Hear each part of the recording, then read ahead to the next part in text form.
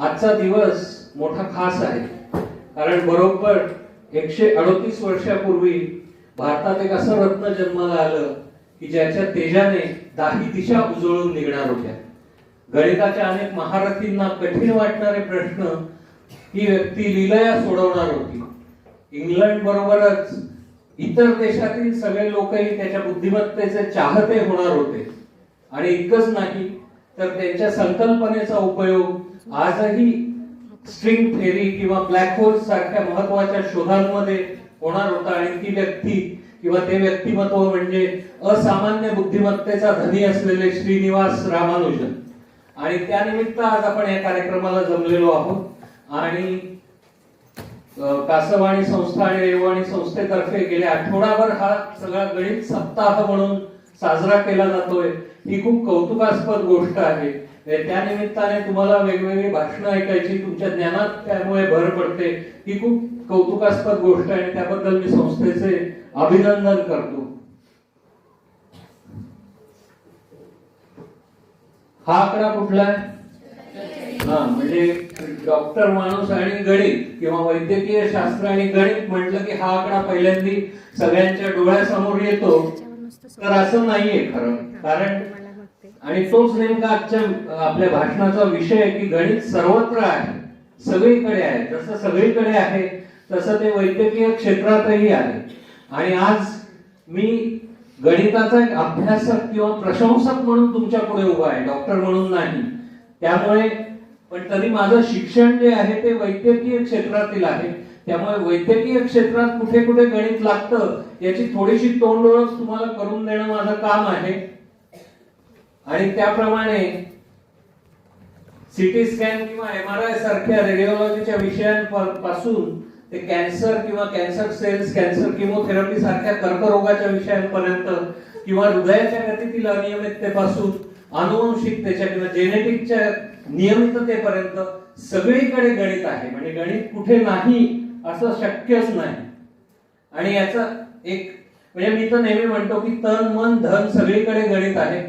धनात तर गणित आहे, तुम्हाला सगळ्यांना माहिती आहे, ते काही वेगळं सांगण्याची गरज नाही.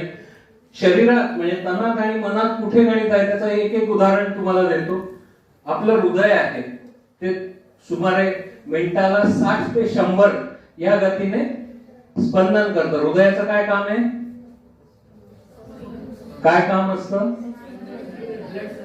Blood circulation. बीट करतं हृदय, पंपासारखं एखादं बीट करतं आणि त्याने सगळ्या अवयवांना रक्तपुरवठा होतो. त्यामुळे ते जे गणित आहे मिनिटाला 60 ते 100 या लयीमध्ये लब डब असं ते रेग्युलर बीट करत असतं. आणि ही लय इतकी सूक्ष्म असते की ती सेकंदांमध्ये नाही, ती मिली सेकंदांमध्ये असते. आणि हृदयाच्या या गणितामध्ये जर गडबड झाली तर जे काय होतं त्याला आम्ही अॅरिथमिया असं म्हणतो. आणि असं झालं तर हृदय एकदम जोरात धडधड करायला लागतं आणि अशा वेळेला पेशंटच्या जीवावरही बेतू शकतं.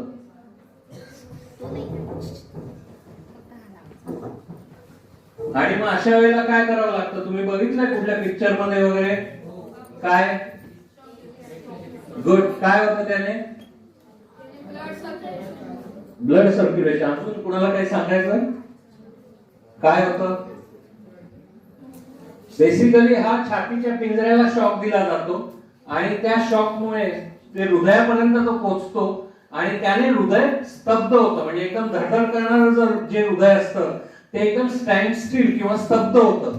आणि जे हृदयाचं चुकलेलं गणित आहे ते परत थोड्या वेळाने हळूहळू लगेच नियमितपणे हृदय पंप करणं सुरू करतं. हे प्रत्येक वेळेला ते सक्सेस किंवा त्याचा रिझल्ट येईलच असं नाही, पण तो चान्स असतो आणि तो आपल्याला निश्चितपणे घ्यायला पाहिजे. कारण तेवढ्या एका चान्सवर पेशंटचं आयुष्य, त्या व्यक्तीचं आयुष्य अवलंबून असतं. त्यामुळे इथे तुम्हाला दिसतंय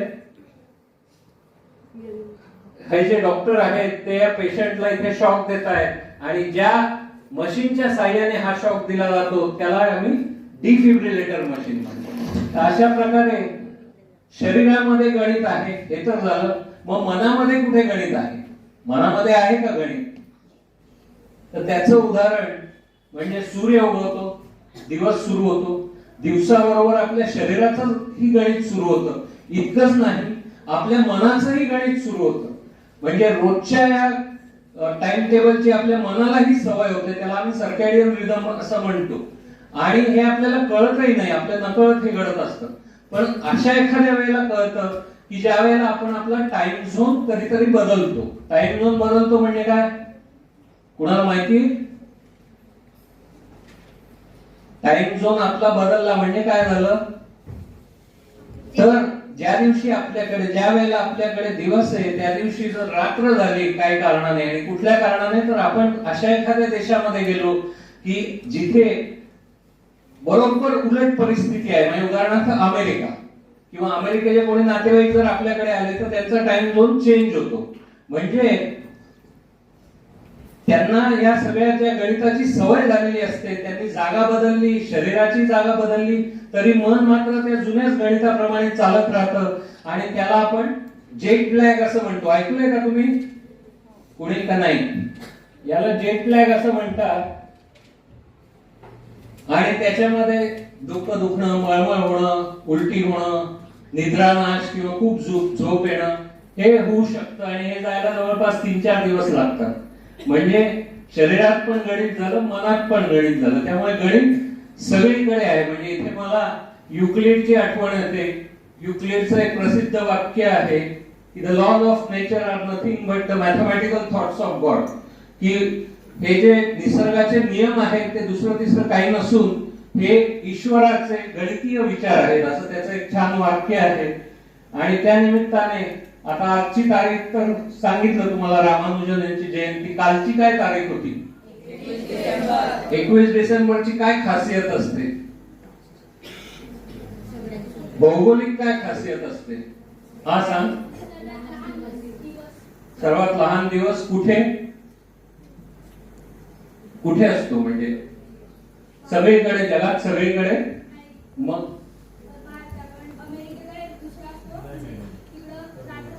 उत्तर गोलार्धात सगळ्यात लहान दिवस असतो. भारत हा उत्तर गोलार्धात येतो, त्यामुळे आपल्याकडे या दिवशी, व्हेरी गुड, बस या दिवशी आपल्याकडे सगळ्यात लहान दिवस आणि सगळ्यात मोठी रात्र असते.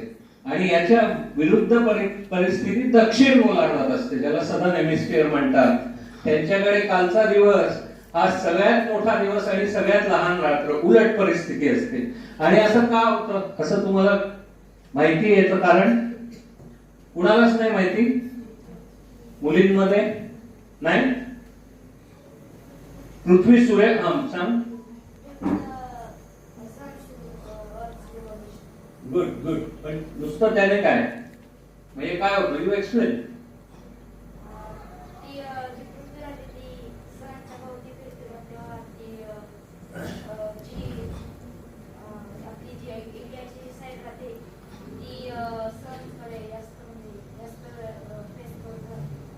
बरोबर, बस.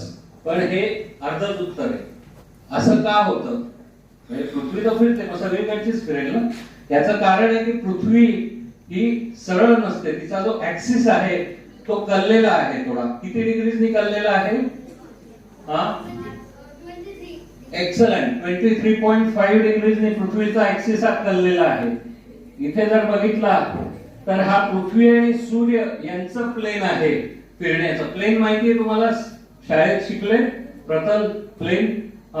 तर हे पृथ्वी आणि सूर्याचं प्लेन आहे, आणि हे पृथ्वीचं स्वतःभोवती फिरण्याचं प्लेन आहे.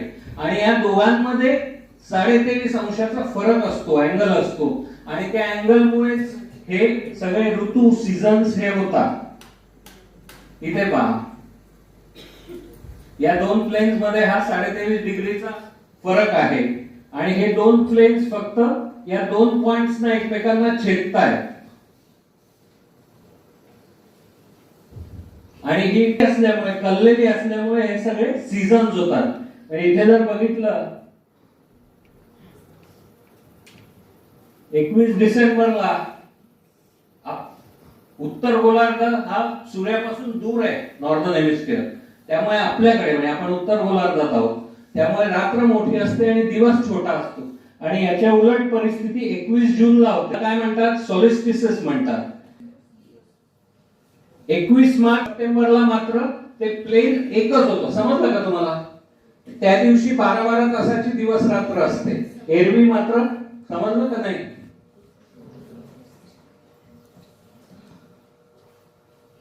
आता हे काय कुठलं आहे? हे मोढेराचं मंदिर आहे, मोढेरा गुजरात. आणि याची काय खासियत आहे कोणाला माहिती नाही? मोढेरा शहर कुठे आहे माहिती? गुजरात मध्ये. पण त्याची काय खासियत आहे? ते बरोबर कर्कवृत्तावर आहे, ट्रॉपिक ऑफ कॅन्सर. कर्कवृत्त ऐकलंय तुम्ही? काय असतं? किती डिग्रीचं असतं? किती डिग्रीजला? ते जे मी तुम्हाला सांगितलं की सूर्य हा उत्तरेला सगळ्यात जास्ती जे असतो ते कर्कवृत्ताची लिमिट आहे आणि दक्षिणेला जाण्याची मकर वृत्ताची लिमिट आहे. तर हे गुजरात इथे मोढेरा इथे पाहते बरोबर या रेषेवर आहे ट्रॉपिकच्या. आणि त्या दिवशी काय असतं? 21 जूनला सूर्य बरोबर डोक्यावर असतो दुपारी 12 वाजता. त्यामुळे सावलीच पडत नाही खाली. म्हणजे हे जर तुम्ही पाहिलं, हे पहा आता इथे हातांची सावली दिसते पण शरीराची सावली आहे का कुठे तुम्हाला दिसते? हे का होतं? कारण सूर्य हे कर्कवृत्तावर आहे, म्हणजे ट्रॉपिक वर आहे, करेक्ट, ट्रॉपिक ऑफ कॅप्रिकॉर्न वर आहे, सॉरी कॅन्सर वर आहे. आणि तिथे सूर्य बरोबर 12 वाजता डोक्यावर आहे. त्यामुळे ती सावली खाली पडते, म्हणजे पडतच नाही, दिसतच नाही. आलं लक्षात? आणि हे पूर्वीच्या या लोकांना माहिती होतं. म्हणजे मोढेराचं जे मंदिर आहे त्याची रचना सुमारे 1000 साली केली गेली नाही, आजपासून 1000 वर्षापूर्वी केली गेलेली आहे. त्यामुळे ही गंमतशीर गोष्ट आहे. आणि आणखीन एक गोष्ट त्याच्यात अशी की 21 मार्चला बरोबर सूर्यकिरण त्या सूर्याच्या मूर्तीवर, म्हणजे आता मूर्ती नाहीये तिथे, पण ती जी जागा आहे तिथे बरोबर उगवता सूर्य तिथे पडतो त्याचे किरण. आणि ही गोष्ट जशी आपल्या इथे माहिती होती तशी इतर देशातील लोकांनाही माहिती होती. आणि इतर देशामध्ये हे इजिप्त आहे आणि तिथे एक शहर होतं सायने म्हणून. तर तिथल्या लोकांना ही गोष्ट माहिती होती. तिथे एक विहीर होती, जसं मी मंदिराचं सांगितलं, हे सायने आहे, ते पण कर्कवृत्तावरचं शहर आहे. आणि तिथे जी विहीर होती तिथे पण दुपारी 12 वाजता सावली पडायची नाही, म्हणजे सूर्य थेट बरोबर सेंटरला असायचा, आजूबाजूच्या काठाची सावली त्याच्यावर पुढे पडत नसेल. हे तिथल्या लोकांना माहिती होतं. तिथल्या लोकांना जसं ते माहिती होतं तसंच एका गणितज्ञालाही ते माहिती होतं. त्याचं नाव कोणाला सांगता येईल? त्याचं नाव होतं इरॅटोस्थेनेस. आणि त्याने काय केलं मग? त्याच्या डोक्यात एक सिंपल आयडिया आली की हे सूर्यकिरण या सायनेला सरळ पडतायत आणि तो गणितज्ञ होता अलेक्झांड्रिया या गावी इथे. त्याच्या डोक्यात काय कल्पना आली की आपण अलेक्झांड्रियाला एक बांबू ठोकू आणि दुपारी 12 वाजता त्याची सावली पडते का ते बघू. आणि म्हणून त्याने इथे हा बांबू ठोकला दुपारी 12 वाजता अलेक्झांड्रियाला. आणि येथे सायनेची विहीर जी आहे ती सांगितली. इथे सावली नाहीये पण इथे मात्र ही सावली पडलेली तुम्हाला दिसते. समजलं? तर मग त्याने काय केलं, याचा अँगल मोजला या सावलीचा आणि तो सुमारे 7 डिग्री निघाला, 7 डिग्रीज. आणि आता तुम्ही भूमिती शिकलेला, जॉमेट्री शिकलेला, तुम्हाला माहिती हे 2 पॅरलल रेज आहेत, सूर्यकिरण पॅरलल रेज आहेत आणि त्याला इंटरसेक्टिंग ही लाईन झाली, बरोबर? मग अशा वेळेला हा अँगल आणि हा अँगल काय असतो नाही माहिती, इक्वल असतो, तो बरोबर असतो. त्यामुळे बेसिकली हा जो अँगल आहे तो पृथ्वीच्या केंद्राशी या आर्कने केलेला अँगल आहे. आणि मग त्याने काय केलं, या सायनेपासून ते अलेक्झांड्रिया पर्यंतचं अंतर मोजलं आणि ते निघालं 5000 स्टेडिया. त्यावेळेला स्टेडिया जसं आपल्याकडे आता किलोमीटर आहे, त्यावेळेला त्यांचं युनिट होतं स्टेडिया, म्हणजे आताचे 80 किलोमीटर निघाले. आणि मग त्याने साधं गणित मांडलं की 60 डिग्रीला 5000 स्टेडिया, तर पूर्ण सर्कल कितीचं असतं? किती डिग्री? 360. मग 360 डिग्रीला किती स्टेडिया असं त्याने मांडलं आणि ते निघाले 2.5 लाख स्टेडिया, म्हणजे 40,000 किलोमीटर, जो बऱ्यापैकी जवळपास अशा रीतीने पृथ्वीचा परिघ काढला, सर्कम्फरन्स काढला. आणि जो बऱ्यापैकी जवळपास आहे, आताचा जो पृथ्वीचा सर्कम्फरन्स आपण मोजतो तो बऱ्यापैकी याच्या जवळपास आहे ती व्हॅल्यू. म्हणजे त्याने एक सिंपल छोटीशी गोष्ट केली, त्याने बांबू ठोकला आणि अँगल मोजला आणि एवढ्याशा गोष्टीवरून त्याने अख्ख्या पृथ्वीचा सर्कम्फरन्स काढलाय. त्यामुळे छोट्याशा गणिताने किती मोठा प्रॉब्लेम त्याने सोडवला हे तुम्हाला समजू शकतं. आता तुम्हाला लीप वर्ष म्हणजे काय माहिती? काय असतं लीप वर्ष? हा सांगा, एक एक कोणीतरी. हा, हा, मग कधी येतं ते लीप वर्ष? 4 वर्षांनी. अजून कुणाला काही सांगायचंय? ही पूर्ण डेफिनेशन आहे, पूर्ण व्याख्या आहे लीप इयरची. तर ही पूर्वीच्या काळी ठीक होती. म्हणजे पूर्वीच्या काळी म्हणजे कधी? ज्युलियस सीझरच्या काळी. आणि त्यावेळेला त्याने, आणि का असतं असं लीप वर्ष काय टाकावं लागलं? प्रत्येक वर्ष 365 दिवस आणि 6 तासांचा असतो. असे 4 वर्ष मिळून 6 तासांचे 1 दिवस वाढवला. 1/4 असतं. 365 and 1/4, 365.1 असं ते त्यावेळेला त्यांना माहिती होतं. आणि हे हा ज्युलियस सीझर आहे. तर याच्या काळात ते सौर कॅलेंडर सुरू झालं होतं, सोलर कॅलेंडर. आणि त्यावेळेला त्यांना ही गोष्ट माहिती होती की 1 वर्ष, हे थोडस इकडे जातंय मॅडम, थोडस इकडे येतंय, कट होतंय. अच्छा, त्याच्यातच होतंय. राहू दे, ठीक आहे, नको जाऊ देते ना. तर 365.1 दिवसाचं 1 वर्ष होतं, अशी त्यांची समजूत होती. त्याप्रमाणे त्यांनी ते कॅल्क्युलेट करून 1/4 दिवस एका वर्षात, तर मग 1 दिवस किती वर्षात? तो 4 वर्षात 1 दिवस, असं करून त्यांनी तो 1 दिवस ऍड केला.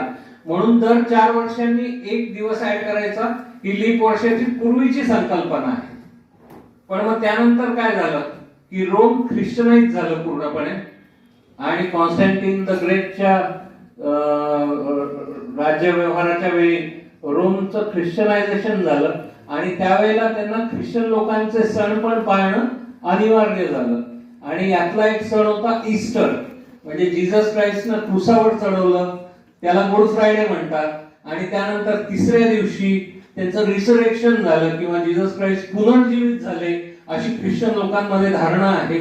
आणि त्याला तो दिवस ईस्टर म्हणून मनवला जातो. आणि त्यावेळेला हा ईस्टर जो आहे तो साधारण आत्ताच्या 21 मार्चच्या आसपास असायचा. म्हणजे ज्याला इक्विनॉक्स म्हटलं आपण, त्याच्या जवळपास असायचा.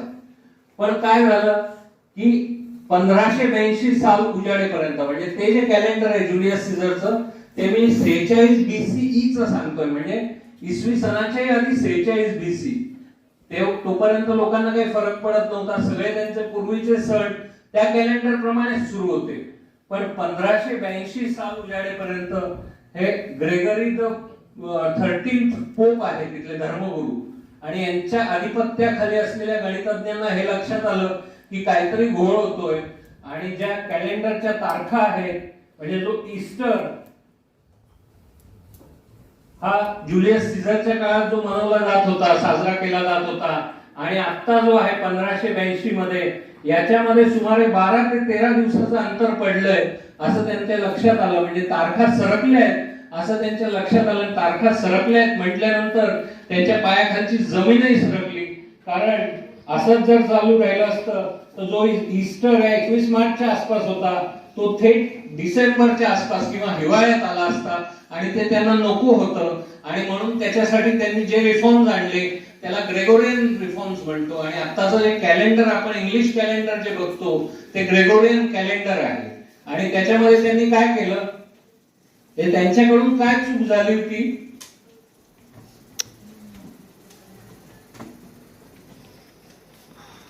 की जसं तू सांगितलंस 365.25 365.1 किंवा 365 and 1/4 दिवसाचं 1 वर्ष त्या काळी मानत होतो. त्यावेळेच्या अॅक्युरसी प्रमाणे ते बरोबर होतं. पण वास्तवात किती आहे, एका वर्षात किती दिवस असतात, तर ते 365.2422 इतके दिवस असतात. अर्थात हा जो डिफरन्स आहे 365.25 मायनस 365.2422 हा केवळ 0.0078 इतक्याच दिवसाचा डिफरन्स आहे. म्हणजे दर वर्षात फक्त 0.0078 दिवसाचाच फरक येत होता. त्यामुळे एका वर्षात हा काही डिफरन्स नाही. परंतु जेव्हा आपण हजारो वर्षांचा विचार करतो त्यावेळेला एका वर्षात 0.0078 दिवसांचा फरक तर 10,000 वर्षात तो 78 दिवसांचा होतो किंवा 1000 वर्षामध्ये तो 7.8 दिवसांचा होतो. म्हणजेच दर 1000 वर्षात सगळ्या तारखा खऱ्या दिवसांच्या 7 ते 8 दिवस आधीच येतात. ही गोष्ट त्यांच्या लक्षात आली आणि मग त्यांनी कॅलेंडर मध्ये जी सुधारणा केली, 2 सुधारणा केल्या.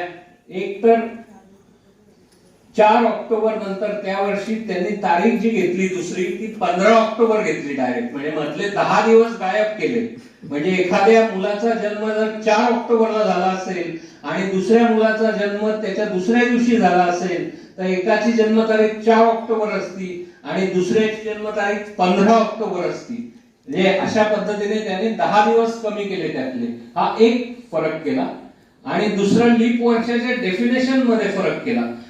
तू सगळ्यांना जी माहिती आहे साधारण सर्वसामान्यपणे, ती अर्धवट आहे डेफिनेशन आत्ताच्या ग्रेगोरियन कॅलेंडर प्रमाणे. कारण दर 4 वर्षांनी एक दिवस ही ज्युलियन कॅलेंडरची डेफिनेशन झाली.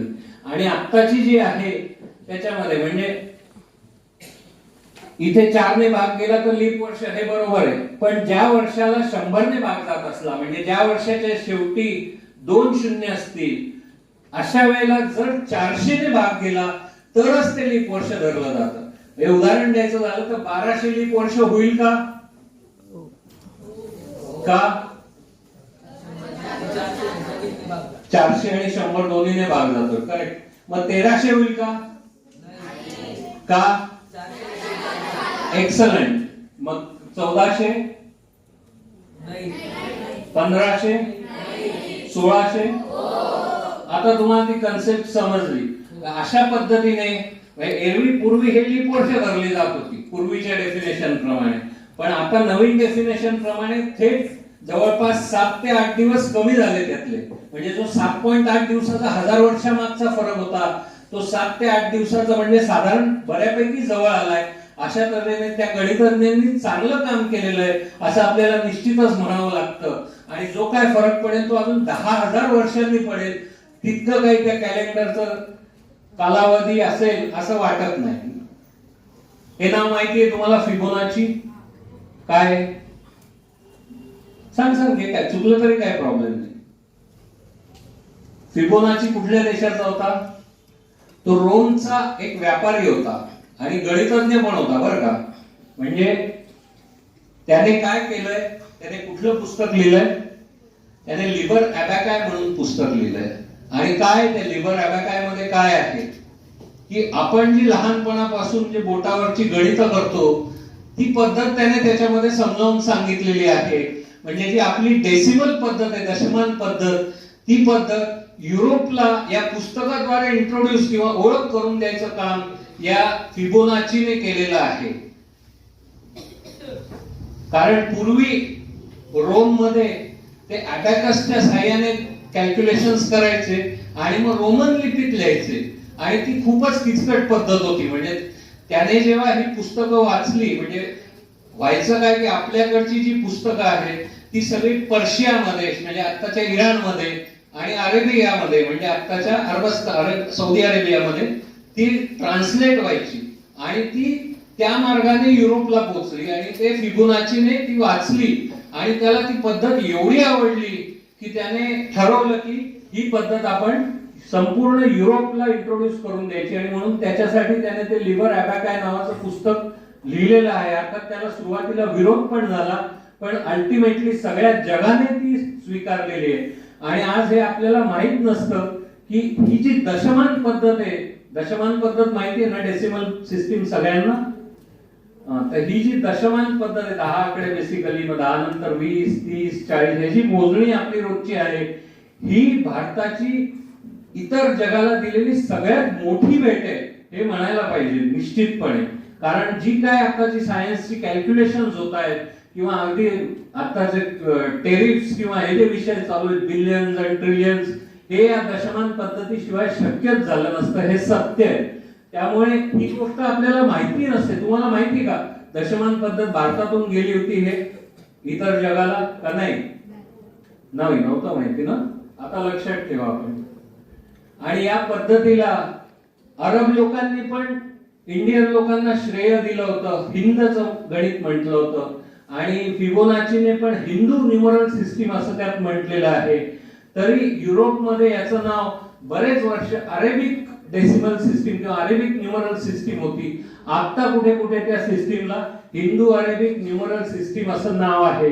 हे विकिपीडिया आहे, हे ब्रिटानिका आहे किंवा हे लिबर टेक्स्ट आहे मॅथमॅटिक्सचं. इथे सगळीकडे तुम्हाला त्याचं नाव आता हिंदू अरेबिक नंबर सिस्टीम दिसेल. आणि अरेबिक याच्यासाठी की त्यांनी ट्रान्सलेशन केलं. बेसिकली नाव हे पाहिजे होतं की Hindu numeral system introduced by Arabs, हे बरोबर नाव असतं, पण ठीक आहे त्यांनी ट्रान्सलेशन केलं त्यामुळे त्यांना तेवढं क्रेडिट दिलेलं आहे. आणि या फिबोनाचीची एक सिरीज आहे, ती काय माहितीये का? हे काय माहिती नाही? हा 0 आहे, त्याच्या पुढे 1 लिहिला आणि मग या दोघांची बेरीज केली आणि पुढचा आकडा लिहिला, म्हणजे 0 + 1 1 + 1 1 + 2 2 + 3 अशी ती सिरीज एक्सपांड होत जाते. याला फिबोनाची सिरीज असं म्हणतात. आणि याची गंमत अशी आहे, आता याच्या खोलात मी जात नाही पूर्ण, पण आता याच्यामध्ये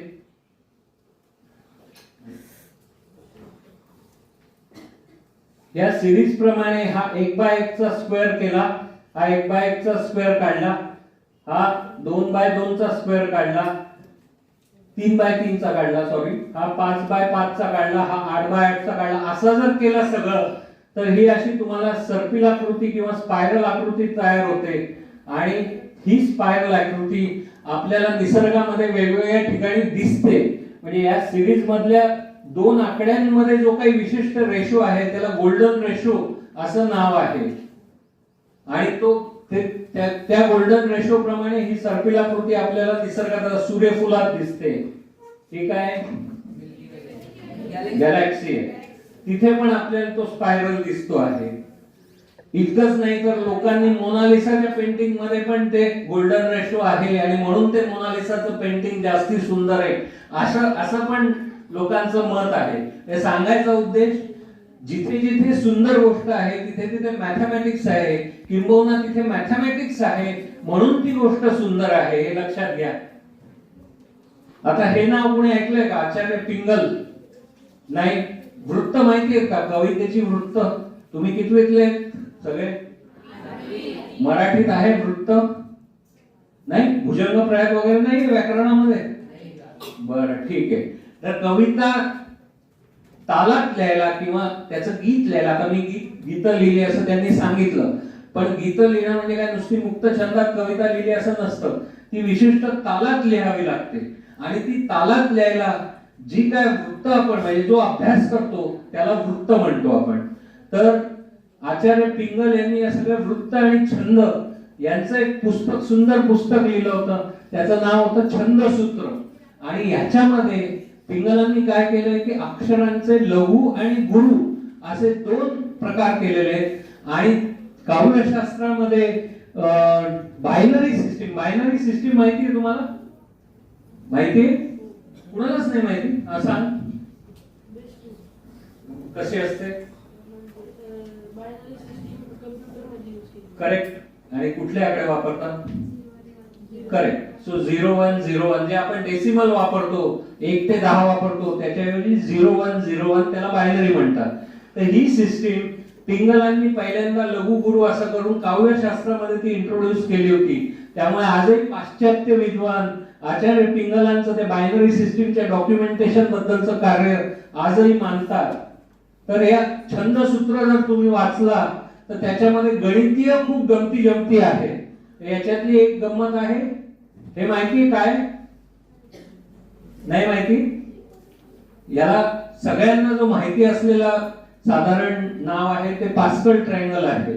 आणि हे पास्कलने इंट्रोड्यूस करायच्या कितीतरी वर्ष आधी पिंगलांनी ते छंदसूत्र मध्ये सांगितलंय. आणि हलायुग नावाच्या कवीने त्याच्यावर जी कॉमेंट्री किंवा टीका लिहिली आहे त्याच्यामध्ये त्याने त्याला नावही दिलं होतं, मेरू प्रस्तार असं त्याचं नाव आहे. तर याची काय हे आहे, कोणी सांगू शकतंय? हा 1 आहे, त्याच्या खाली हा 1 1 लिहिला, मग 1 लिहिला आणि 1 + 1 2 लिहिला आणि इकडे हा 1 म्हणजे हे 1 असा जिन्यासारखा उतरतोय, इकडनं पण हा शिडीसारखा 1 उतरतोय आणि मग या दोघांची बेरीज करून ती मध्ये लिहायची. मग इकडे 1 इकडे लिहिला, 1 + 2 2 + 1 1 इकडे लिहिला. असं करत करत ती सिरीज वाढवत जायची. लक्षात आलं तुम्हाला? पण याचा उपयोग काय? त्याचे अनेक उपयोग आहे. म्हणजे पिंगलांनी जे सांगितलंय ते त्याला कॉम्बिनेटोरिक्स म्हणतो, ते तुम्हाला एवढ्यात नसणार, त्याच्यासाठी वापरलंय. पण तुम्हाला जे आहे, तुम्हाला a + b चा स्क्वेअर आहे का? काय असतो? कोणी सांगा. a + b चा स्क्वेअर काय? हा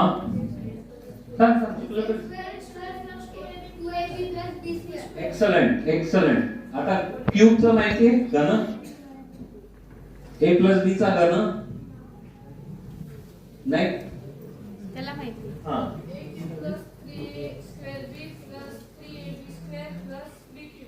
तर हे जे हा सांगतोय किंवा तू पण सांगितलं, हे कसं तुम्ही पाठ केलंय का?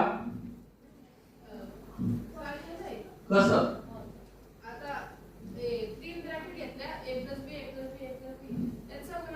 बरोबर, गणितीय पद्धतीने काढलंय. पण अजून काय तुम्हाला त्याच्यामध्ये मॉडिफाय करू शकतात? हा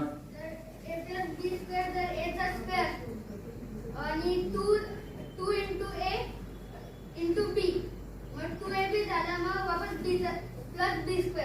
बरोबर आहे. पण ते लक्षात ठेवायला ही सिंपल पास्कल ट्रायंगल हा उपयोगाचा आहे. याला बायनॉमियल कोएफिशियंट्स असं म्हणतात. आणि याच्यामध्ये तुम्ही जर बघितला, तुम्हाला हे सांगू का नको सांगू? तुम्हाला आहे त्याच्यामध्ये इंटरेस्ट का स्किप करायचा? आपण सांगायचं आहे, बघायचं. बरं, तर हे जे आहे, आता तू जे सांगितलं a² + b² वाला कोण? a + b चा स्क्वेअर वाला कोणी सांगितलंय? त्याने उभं राहा. गुड. तर तू जे सांगितलं a² + 2ab + b², याचा कोएफिशियंट किंवा गुणक ज्याला म्हणतो आपण, तो 1, 2 आणि 1 आहे. बरोबर. आणि पुढे काय करतो, म्हणजे त्याची सिंपल मेथड आहे, ते 1 to 1 इथे लिहिले आपण. आलं का लक्षात? आणि a b लिहायचं सगळीकडे. आणि मग इथून आता स्क्वेअर करायचा आहे म्हणून हा आकडा, a च्या डोक्यावर हा आकडा लिहायचा आणि तो एक एक ने पुढे कमी करायचा. म्हणजे इथे स्क्वेअर आहे, तो -1 केला तर a⁻1 येईल आणि पुढे आणखीन a⁻0 येईल.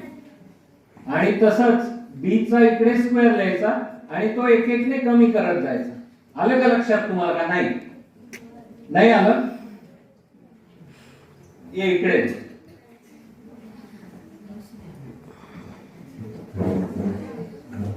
आणि तू पण आहे, क्यूब वाला पण आहे. ये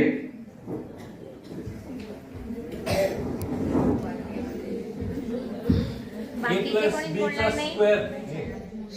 a + b चा स्क्वेअर करायचा आहे. बरोबर.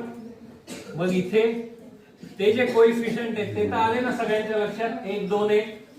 हा, मग ते इथे लिहिले आपण 1, 2, 1. बरोबर. हा, ते गुणक झाले त्याचे. आणि इथे 1, 2, 1 ते इथे पण लिहिले. a b असं कच्चं लिहून घ्यायचं. ठीक आहे. आणि मग हा जो स्क्वेअर आहे 2 11, तो 2 इकडे घेतला. आलं का लक्षात? इथून सुरुवात करायची. a चा जो घातांक आहे किंवा a⁻² किती, तर ते 2, तो इथनं सुरू करायचा. आणि त्यावेळेला b⁻² इथे 0 येईल, किंवा हे उलट पण सुरू करतो शकतात तुम्ही. आता बेसिकली a चं बघू आधी. a⁻² केला, मग त्याचा पुढचा a⁻² किती करायचं? ते 1 ने कमी करायचं. म्हणजे हा किती झाला? a⁻² होता, त्याच्यापेक्षा 1 ने कमी केला, -1. म्हणजे किती झाला? a⁻1 म्हणजे किती होतो तो? a होतो. आणि मग परत त्याच्या पुढच्या स्टेप मध्ये हा जो 1 आहे a⁻1, तो परत अजून 1 ने कमी केला. किती झाला? 0. मग a⁻0 म्हणजे किती होतो? 1. करेक्ट. मग तसंच b चं पण करायचं. b ची सुरुवात करताना उजवीकडून करायची. म्हणजे b² घेतला. बरोबर. तो 1 ने कमी केला, परत तो आणखीन 1 ने पुढे कमी केला, बाजूला होतो. 1 ने कमी केला, तो 0 आला. आणि असं करून जर तुम्ही सॉल्व्ह केलं तर जे उत्तर येईल ते a² + 2ab + b² येईल. आलं लक्षात? आता तू घनाचं कसं करशील सांग याच्यावर, या मेथडने. हे इथे 0 आहे घातांक, इथे 1 आहे, इथे 2 आहे, इथे 3 आहे. म्हणजे घनाचे कोएफिशियंट्स किती झाले क्यूबचे? 1 3 3 1. हा.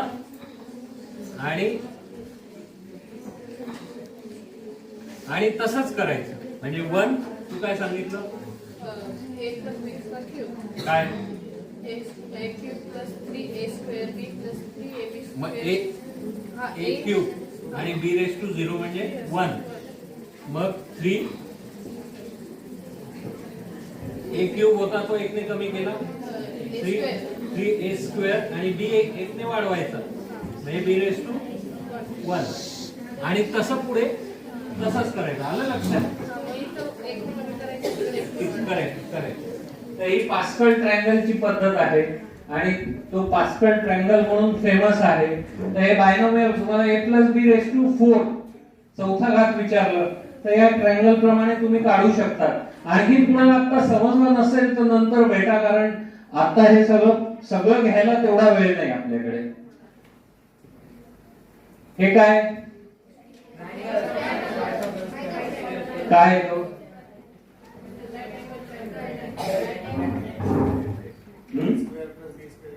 C square. सी म्हणजे काय? हायपोटेन्यूस स्क्वेअर.